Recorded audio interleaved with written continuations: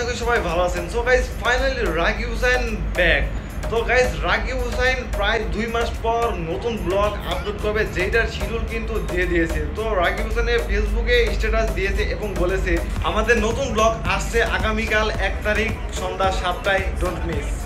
তো রাকিব হুসাইনের নতুন ব্লগ কি নিয়ে আসতেছে সেটা তো বুঝতেই পারতেছেন, কারণ রাকিব হুসাইনের ভাগ্নি আশার বিয়ে হয়েছে মাত্র কয়েকদিন আগে। তো সেইটাই নিয়ে রাকিব হুসাইনের নতুন ব্লগ আসতেছে। সো রাকিব হুসাইনের এই নতুন ব্লগ আসা নিয়ে আপনারা কে কে এক্সাইটেড অবশ্যই কমেন্ট করে জানিয়ে দিবেন। আর এদিকে রাকিব হুসাইন, নুসরাত জাহান অন্তরা এবং ইয়াসিন মিথিলা দুজনের চুম্মা দেওয়ার টিকটক ভিডিও ভাইরাল হয়ে গেছে।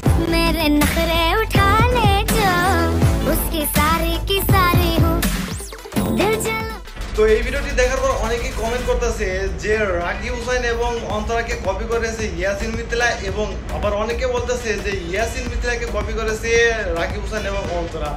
তো এই ভিডিও কবে পাবলিক হয়েছে তো সেটা চেক করলে দেখা যাবে যে 3 দিন আগে এই 2 ভিডিওই পাবলিক হয়েছে। তো কয়েক ঘন্টা আগে পর যে আপলোড হয়েছে সেটা কিন্তু ভালোভাবে বোঝা যাইতেছে না।